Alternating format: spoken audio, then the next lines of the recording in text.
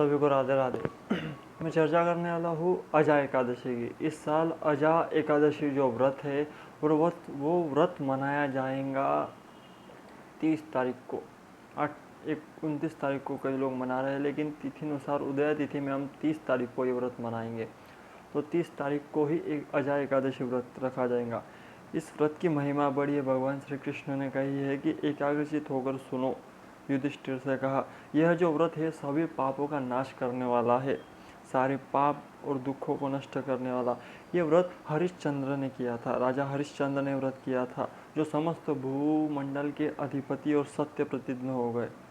किसी कारण से, किसी कर्मवश उन्हें जो फल मिला, जो गुरु आज्ञा हुई और उन्होंने राज्य को दान किया, अपने गुरु को, पत्नी को एक वेश्या ने भी ले लिया और स्वयं वो एक चांडाल बनकर जीवन जीने लगे, शमशान की रखवाली करते। एक दिन दुखी थे तो विचलित मन से उन्होंने बड़ी चिंता हुई। दुखी होकर सोचने लगे, क्या करूँ, कहाँ जाऊँ, मेरा उद्धार कैसे होगा।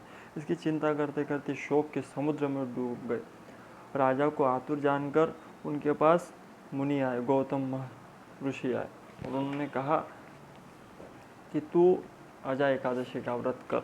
जो ये भाद्रपद मास में पड़ने वाली जो अजा एकादशी व्रत है, इस व्रत के पढ़ने से जो ये कृष्ण पक्ष में आ रही है, इस व्रत को करो, इससे पापों का अंत हो जाता है। तुम्हारे भाग्य से अजा 7वें दिन अजा एकादशी है, इसी 7वें दिन, तो उस दिन उपवास करके रात में जागरण करना। ऐसा करने पर महर्षि गौतम अंतर्ध्यान हो गए।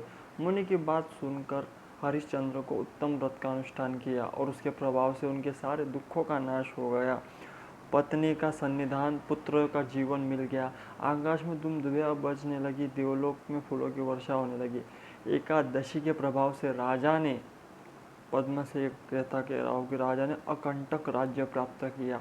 तो आपको भी अपने दुखों को समाप्त करना है तो निश्चित अजा एकादशी का व्रत करें, जो व्रत 30 तारीख को रखा जाएगा उदय तिथि के अनुसार।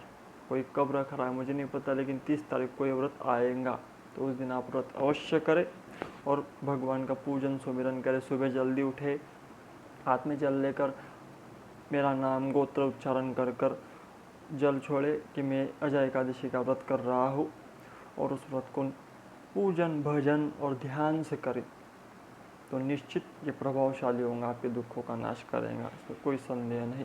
और ये कथा सुनने मात्र से अश्वमेध यज्ञ का फल प्राप्त हो जाता है, इसमें कोई संदेह नहीं। इसलिए ज़्यादा से ज़्यादा कथा शेयर करें, लाइक करें। राधे राधे।